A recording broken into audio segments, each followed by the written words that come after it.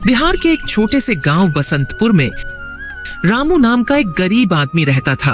उसका पूरा परिवार एक छोटे से घर में रहते थे जो गांव के पास में था।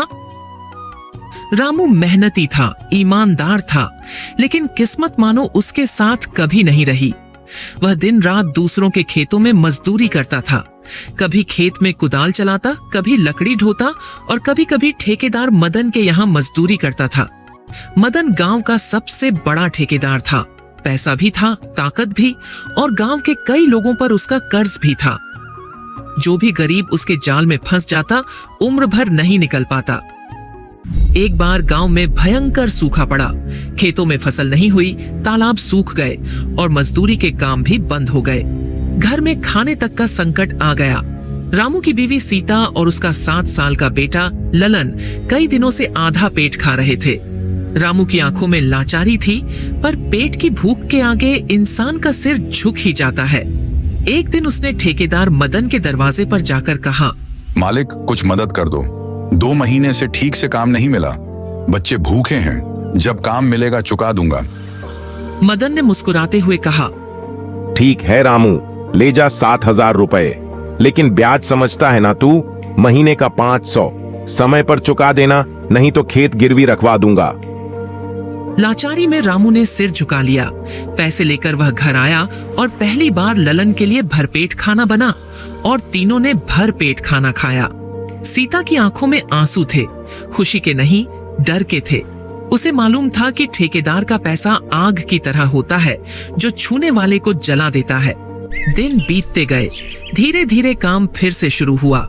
रामू सुबह से शाम तक काम करता, लेकिन जितना कमाता उसमें से आधा तो ब्याज में चला जाता। हर महीने ठेकेदार के आदमी उसके दरवाजे आ धमकते और कहते, कर्ज बढ़ता जा रहा है रामू, जल्दी चुका, नहीं तो खेत और घर दोनों चला जाएगा। रामू घबरा जाता, उसे नींद नहीं आती थी।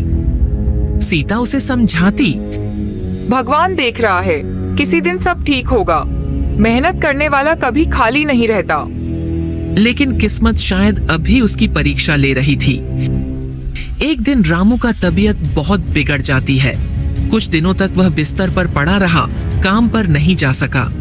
उधर ठेकेदार के लोग रोज दरवाजे पर आ धमकते, गालियां देते, धमकियां देते। मदन खुद एक दिन उसके घर आया और बोला, रामू, अब या तो पैसा दे या अपना खेत मेरे नाम कर दे, वरना तेरे ऊपर केस कर दूंगा। रामू की आंखों में आंसू थे। उसने कहा, मालिक, थोड़ा वक्त और दे दो, मैं काम पर लौटूंगा, धीरे धीरे चुका दूंगा। खेत मत लेना, यही तो हमारी आखिरी उम्मीद है। लेकिन ठेकेदार को दया कहाँ थी। अगले हफ्ते उसने पटवारी को बुलाकर रामू का खेत अपने नाम करा लिया। जब रामू को यह पता चला तो उसकी दुनिया उजड़ गई। वह घंटों अपने सूखे खेत में बैठा रहा, जहां कभी वह और लालन मिलकर फसल काटते थे। अब वहां केवल धूल थी और उसकी टूटी उम्मीदें। सीता ने उसे संभालने की कोशिश की। हम गरीब हैं रामू, पर जिंदा हैं। खेत गया तो क्या हुआ, भगवान ने हाथ पैर तो दिए हैं, फिर से मेहनत करेंगे। रामू ने धीरे से सिर हिलाया, पर उसकी आंखों में अब कोई चमक नहीं थी। समय गुजरा। कुछ महीनों बाद गांव में एक सरकारी योजना आई। मनरेगा के तहत मजदूरी और गरीबों के लिए घर बनाने की सहायता। गांव में अफसर आए और जिनके पास जमीन नहीं थी उन्हें पक्के घर और काम देने का वादा किया। रामू का नाम भी सूची में था। धीरे धीरे उसकी जिंदगी में फिर से रोशनी आने लगी। उसने दूसरों की खेतों में जाकर खूब मेहनत करता और 2-4 पैसे कमाया। उसी पैसे से अपने बेटे ललन को स्कूल भेजना शुरू किया। अब उसके घर में थोड़ी थोड़ी रोटी जरूर थी, लेकिन आत्मसम्मान लौट आया था। एक दिन गांव में ठेकेदार मदन की तबीयत बिगड़ गई। उसका बेटा शहर चला गया था और गांव में उसकी देखभाल करने वाला कोई नहीं था। पूरा गांव उससे नाराज था। लेकिन वही रामू, जिसके खेत उसने छीन लिए थे, उसके घर जाकर दवा और खाना पहुंचाने लगा। मदन ने कमजोर आवाज में पूछा, तू मेरी मदद क्यों कर रहा है रामू? मैंने तो तेरा सब कुछ छीन लिया था। रामू ने शांत स्वर में कहा, मालिक, आपने मेरा खेत छीना था, इंसानियत नहीं। मैं गरीब जरूर हूँ, लेकिन दिल अमीर है।